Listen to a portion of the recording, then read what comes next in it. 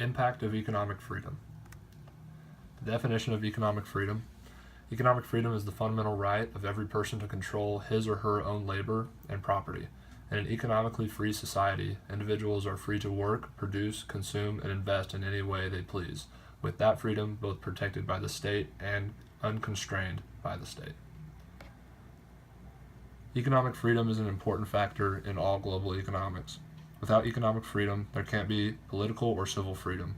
According to an article in the Heritage Foundation, countries that participate in economic freedom are more prosperous and their citizens are better positioned financially.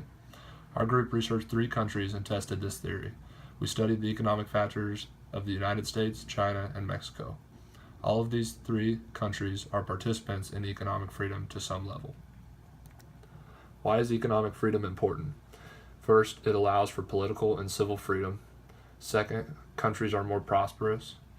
Third, citizens are better positioned financially.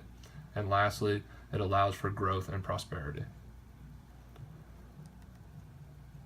The following chart shows the variables that we analyzed and compared for each country. Based on the chart, it is clear that the global ranking of a country is directly related to its overall economic freedom score. Property rights, freedom from corruption, and business freedom all score higher based on higher level of economic freedom. Here you can see the United States has the highest freedom score and scores higher in the above mentioned criteria. The U.S. is a capitalist-run country, which means that a small group of the wealthiest citizens control the largest amount of capital and make the most important financial decisions. You can see that Mexico is ranked next in the countries we studied. Mexico is an example of a managed market. Their economic freedom score is 10 points lower than the United States, but their global ranking is much lower at 62nd compared to the 11th place of the United States. The government controls much of what is allowed to happen regarding the economics of the country. Corruption is a big issue in Mexico, as you can see from the low score of 35 on freedom from corruption.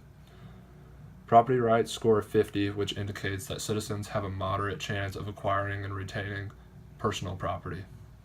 Next, China is ranked at the least of the 3 countries we studied. Their economic freedom score is 52, and overall global ranking is 144th. China is a communist-run government, and while their economic is turning toward a socialist-based system, it still has a great deal of government control and influence to overcome. China ranks low in the areas of property rights, freedom from corruption, and business freedom.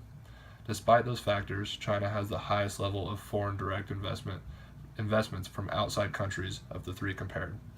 This could be partially due to the fact that China also has the lowest corporate and inflation rate.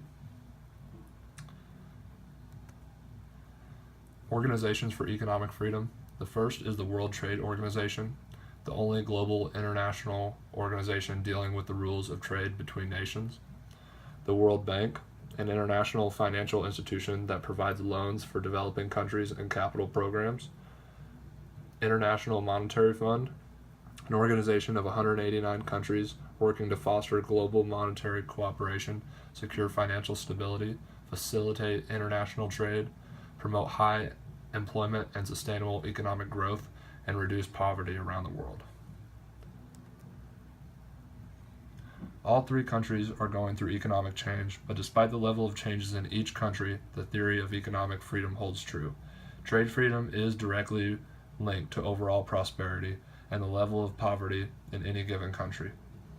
Our group now has a better understanding of the importance of economic freedom on our global economy. Without it, the world would not be as prosperous as it is today. Thank you.